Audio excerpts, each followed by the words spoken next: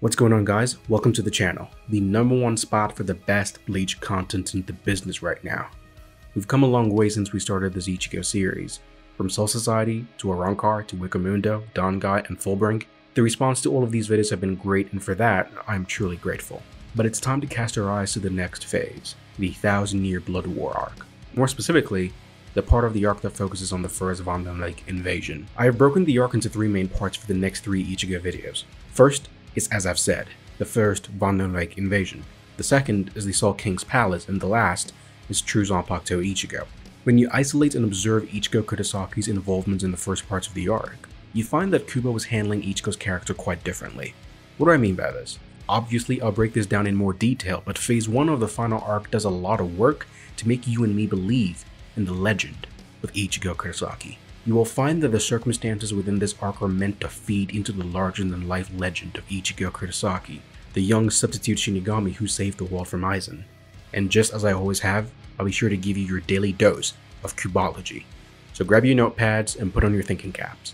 It's time to earn that Kubology degree.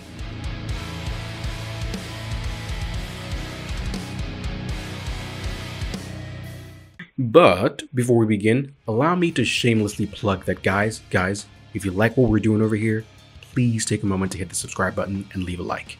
It's the road to 15K and we're almost there. Thanks in advance, I appreciate it. The arc kicks off with the Department of Research and Development freaking out because hollows are disappearing. Why? You know why.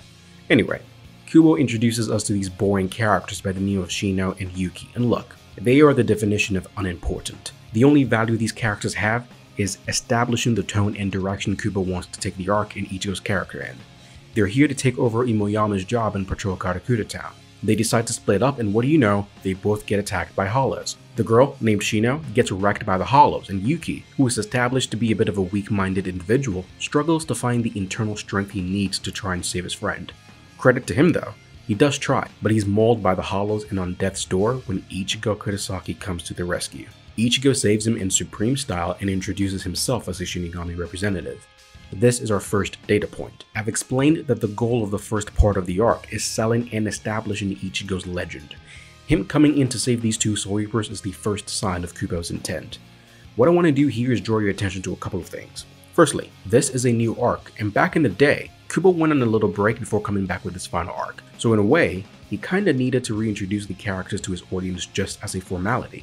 Secondly, when a scene like this airs for the anime, it's not going to be a matter of a month's break. No, we're talking a decade later, and so I especially want to observe the reintroduction of Ichigo, and I think you'll find it quite interesting. The key components I want you to focus on for majority of this video, if not all of it, is body language and attitude. The one word I can use to describe Ichigo's attitude throughout this video is confidence. Ichigo is extremely confident right now, both in body language and in attitude. Allow me to prove it. So, he slices a hollow with ease, Uri and the others come to help, and the 2 of them start bantering. Orihime checks on Yuki, and Chad remains silent. In what is a badass double-page spread, Kubo depicts Ichigo and the gang standing before the hollow with their signature abilities activated. Even Chad looks cool here. After they take care of business, we see everyone hanging out in Ichigo's room, and you get more proof of Ichigo's newfound confidence. It's a breath of fresh air to see Ichigo comfortable in his own skin. It reminded me of early days Ichigo, who was a bit of a brash individual. You know, like he was a smack talker and his facial expressions were overflowing with emotion. This is the version of Ichigo I like the most. Another thing I want to mention here too is that Ichigo and the gang don't hang out very often in Bleach. Most of the time, it's implied that they hang out, I guess, but considering all they've been through, you'd expect them to hang out more. In fact, there was a stint where Chad had not been to school in days and Ichigo and Orihime had no idea. I'm like, guys, you guys go to the same school. Do you not talk to each other? Back in the early days, Ichigo and everyone important to us would eat lunch on the rooftop together. Did they stop? I don't know. Anyway, you get the idea. Ichigo and the gang were supposed to be close, but aside from Orihime, he never seemed to regularly hang out with them. But here we see them just vibing over at Ichigo's house. They're just having fun. P.S. Rebirth loves Gintama, and Gintama does this a lot. If you were wondering, Gintama is top 3 anime of all time. Factos. As the commotion continues, Yuki is contemplating the situation and trying to remember what happened before he blacked out. This is where Kubo starts gassing Ichigo up, and he does it throughout the first phase. Yuki says, I'd heard the rumors, but this representative Shinigami really is stronger than I'd ever imagined. Kubo reminds us of Ichigo's kindness when he brings Yuki some bread to eat. By the way, they're eating bread because Orihime's part-time job is at a bread shop, and she grabs whatever leftovers she can. As they're talking, Ichigo realizes that he hasn't asked Yuki his name, and so he turns and asks. When he does, Yuki doesn't answer. Instead, an unknown individual stands on Ichigo's bed, having come through the window, and introduces himself as A. Now, you're sitting in your room talking with someone else, and a weird man comes in through the window and stands on your bed with shoes on, no less. What are you doing? Well, Ichigo, like the Chad he seems to have become, turns around and says, I don't know who you are, but I think you'd better get off my bed. Abron tries to be cocky and says, I'm sorry, I don't think I heard quite correctly. Ichigo says, nah dude, you heard me just fine. I said, I don't know who you are, but you'd better get off my bed. All the while, Ichigo is not in the least bit intimidated. Abron's about to say no when Ichigo immediately kicks him right out of the window. You can see Orihime being a helpful partner in opening the window so Ichigo doesn't break anything. Ichigo transforms and goes after Abron. He finds Abron reeling from his kick and Ichigo nonchalantly tells him to change the battle's location. Abron, who is seemingly insulted by Ichigo's attitude and tone, tells Ichigo that he should be the one who wants to know more about Abron, not the other way around.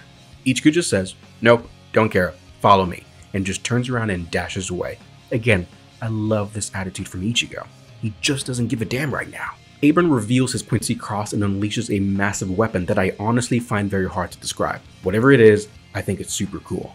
This takes us into Ichigo's first battle in the final arc, Ichigo vs. Abron.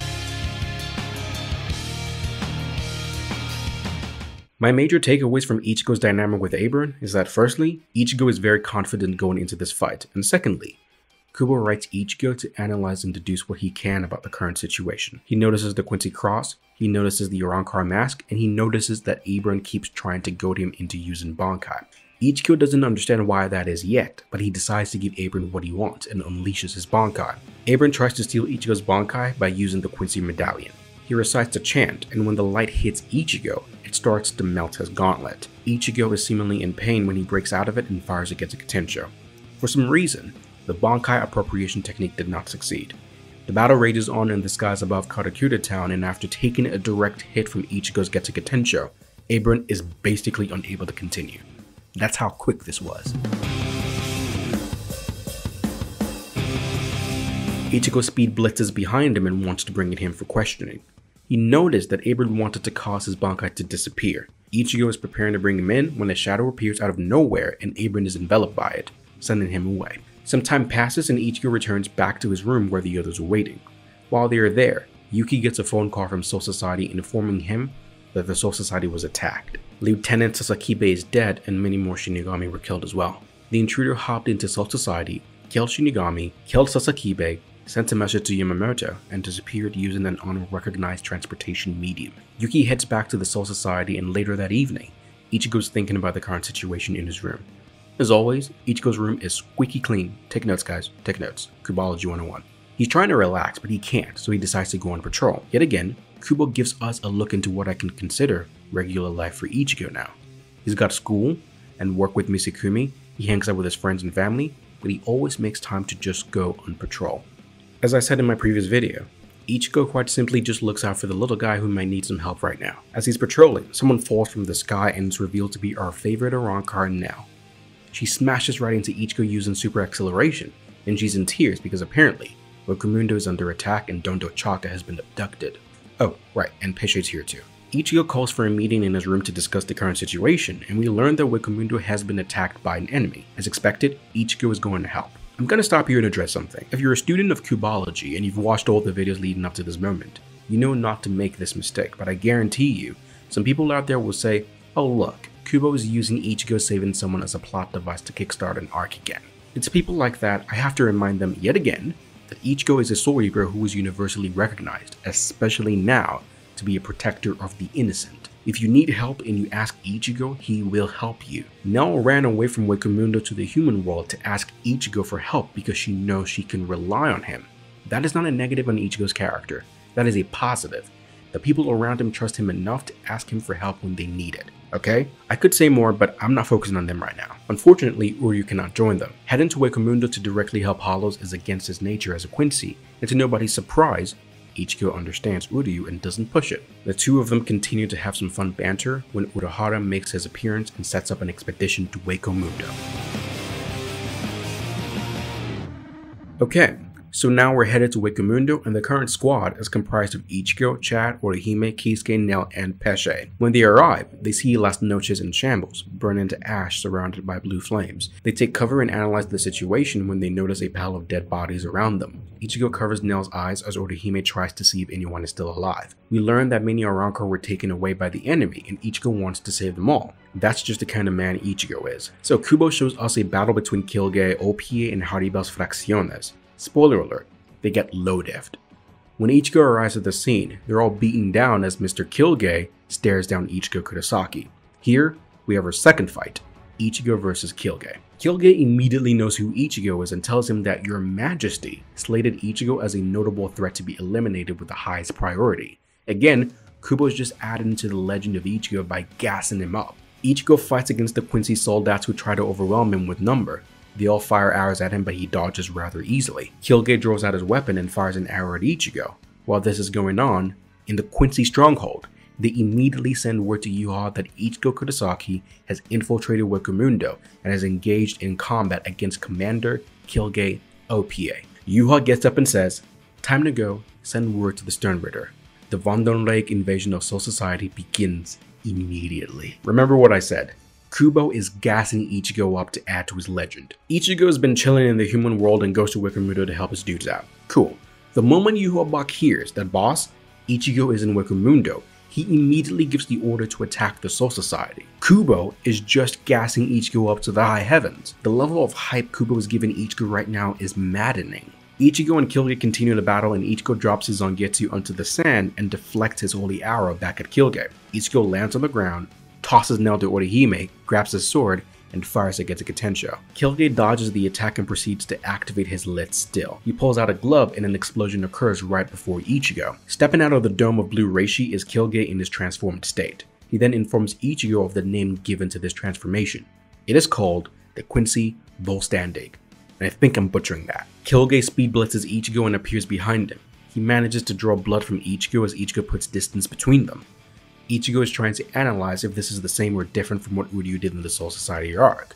Killgay then informs him that Volstandig is in fact different from the Lit Still used by Uryu. As they fight, Ichigo is dodging Killgay's attacks, but he's getting cut in the process, and as the battle proceeds, Ichigo returns fire with a Tensho, but Killgay manages to withstand it. So right now, Ichigo and Shika is having a bit of trouble fighting Killgay in his transformed state. Killgay reaches out his blade and begins to draw the reality from the surrounding area, including Orihime's Santen Keshin. As you can see, the Quincy's abilities are incredibly broken. Ichigo braces for an attack when Killgay is blindsided by Aion. Aion proceeds to beat down Killgay and he actually snaps his neck in the process.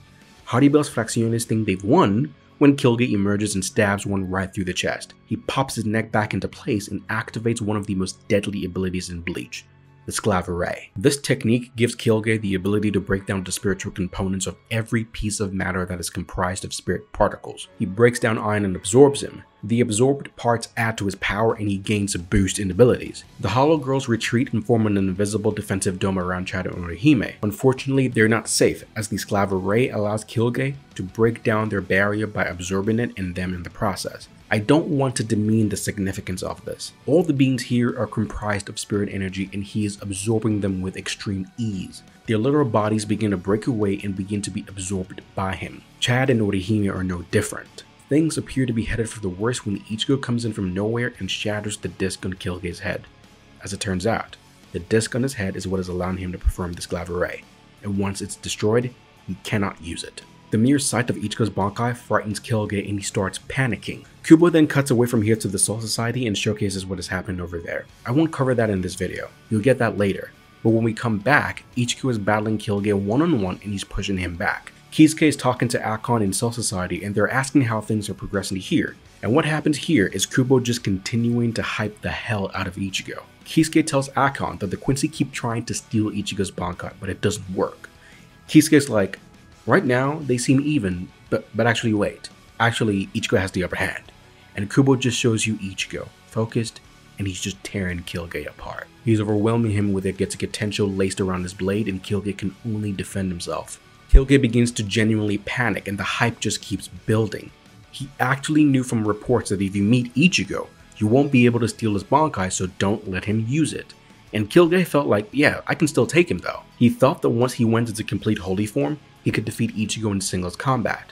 But Ichigo now is just dominating him. And right now, Ichigo looks so focused. It's just glorious to watch. Kyoge fires a torrent of arrows at Ichigo, but he just parries all the arrows. Kubo is going to great lengths to get this point across. As of right now, Ichigo cannot be touched. The confidence to kick Abrin out and battle him head on, the confidence to head to Wakamundo immediately, and everything in between is Kubo's way of showing you that right now, Ichigo does not believe that he can be beat. And the Quincy's know this. In fact, Kyoge is a Stern Ritter. He has the letter J for jail. So he's not some schmuck who's in over his head. He's a Star Knight and a damn good one at that. And Ichigo right now is quite frankly beating him with relative ease. Full Brain Bankai Ichigo is not a joke. I believe that this Ichigo defeats any Stern Ritter that isn't top level. I'm no power scaler, so I won't go beyond that, but this form of the Ichigo is actually pretty freaking strong. In this particular scenario, Ichigo's speed is preventing Kyoge from attacking, and it's keeping him on the defensive, unable to actually counter Ichigo. Ichigo asks Kyoge if he's actually scared of the Shinigami Bankai, and that statement pisses him off. In that brief moment, he lets his guard down and Kisuke is able to deliver a death blow to Kyoge. Kisuke hands Ichigo his cell phone and opens the Garganta. By the way, yes, I know that Kubo drew Ichigo's clothing wrong here. I don't know what happened, but for whatever reason that's the situation. But now that Ichigo has left Wakamundo and is heading towards Soul Society, I'm able to make another important point. The Von Donrake army attacked the Soul Society and an all-out war broke out. These Stern Ritters proceeded to steal the Bankai of Byakuya, Toshiro, Soifon, and Sergeant Komamura, and the remaining captains are now unable to use their Bankai. In the 20-odd minutes since the invasion, the Quincy have killed 2,245 Shinigami and 56 seated officers. These losses are added to by Izuru Kira, dead, Byakuya Kuchi, defeated by As Not and on Death's Door, Renji Abarai, drop-kicked by Mask, Rukia Kuchiki, blindsided by an unknown Quincy and unconscious, Shinsui Kyoraku, took a reishi blast to the face and has lost an eye, Shuei Hisagi, on the verge of being defeated, Kenpachi Zaraki, defeated 3 Star Knights but beaten by Yuha, Yamamoto, killed by Yuha and his remains obliterated. That is the current situation, and before Kenpachi took out 3 Star Knights, the casualty list for the Quincy at the time was 0. And as all these deaths and defeats are happening, Akon contacts Ichigo, and that is why Ichigo is currently headed to the Soul Society. When Akon gets confirmation of Ichigo's initial departure, he sends word to the battlefield that Ichigo Kurosaki is on the way. And when these people hear that Ichigo was on his way, their morale increased because they believed in the legend of Ichigo Kurosaki. They believe that Ichigo will save them. Unfortunately though, Ichigo gets trapped in the Garganta by Kyoge, who uses Ranso Tengai to move even though he's at his limit. So now that he's stuck in the Garganta unable to break out, Ichigo can hear the cries and screams of those currently fighting. He can hear their cries of pain. He can hear the anger in their voices, the desperation, the sadness, the fear, and the hopelessness. And amidst the chaos, some of them scream out, "Ichigo will come for us. Just hold on no matter what. He'll come. Ichigo will come for us." Desperate and out of options, Ichigo starts firing Getsuga Tenshos inside the cage, and the recoil of the blast is hurting him as he remains inside. This moment is extremely powerful, and it symbolizes the reliance Soul Society has on Ichigo. The entire military force is holding on to a single hope of Ichigo's arrival. Ichigo himself knows this, and he wants to protect them all, but he's stuck in there. He can sense that their spiritual pressure is beginning to decrease. Byakuya, Renji, Rukia, and many others. Things seem hopeless, but he doesn't give up. He remains trapped in there throughout Yamamoto's battle with Yuha Bak, and it's not until Yamamoto dies that Ichigo finally breaks out. What happens here is truly one of the most iconic scenes in all of Bleach. Ichigo speed blitzes one random Stern Ritter and low diffs him, causing an explosion. He then proceeds to flash step around the Serete so fast that the Stern Ritters can't even keep up with tracking his energy. He goes to Renji, he goes to Rukia, and then to Byakuya. He tells Byakuya that Renji and Rukia are alive. And Byakuya gives Ichigo what should have been his final words. Protect Soul Society. Ichigo Kurosaki. Ichigo does not say a word, but he doesn't need to. His expression says it all. An expression drenched in nothing but rage and anger. Ichigo's journey throughout Bleach has led him to this moment. A moment where he doesn't feel burdened by the fact that all of Soul Society is relying on him to push back the enemy. He takes on the burden of all those who have fallen, all those who have died, and all those who have perished, and willingly bears that cross. The dying wish of Byakuya Kuchiki is a heavy wish indeed, but Ichigo bears it willingly. He charges towards Yhwach and launches his blade dead set in Yuha's path. He flash taps to it, grabs his sword, and stands ready to battle Yhwach.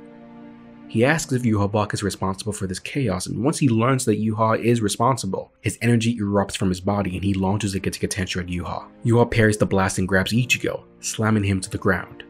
Ichigo goes for an eye poke, but Yuha parries him and stabs his sword through his neck. Yuha prepares to step away when he notices that Ichigo blocked the blade by using Blut Vein. Ichigo then launches a point-blank Getsuga Tensho at Yuha, who is stifled but only for a moment. Yuha explains that by sending Kyuge, a pure Quincy, to detain Ichigo, the memories within his Ryotsu awakened. Kyuge's jail is designed to imprison his enemies. They are not meant to imprison Quincy's. Ichigo is obviously confused by Yuha's words when Yuha tells Ichigo that he knows nothing about himself, not even about his own mother. This revelation causes Ichigo to panic, even if for a split second, remembering his mother. Yuha takes his stance, ready to cross swords again. He lunges at Ichigo, parries his blade, grabs his head, and means to draw his sword right in Ichigo's face when a shadow appears. Now, Yuha is forced to retreat. Ichigo, who is witnessing this, is not content with letting them leave. He attacks Yuha, but Hashwolf draws his blade and snaps Tensou Zangetsu in two. Yuha leaves his last words for Ichigo. I will come for you again, so heal your wounds and wait. My precious son, born in the dark. So ends the first phase of the final arc. Kubo's goal with this part of the arc is to showcase how important Ichigo and his legend has become.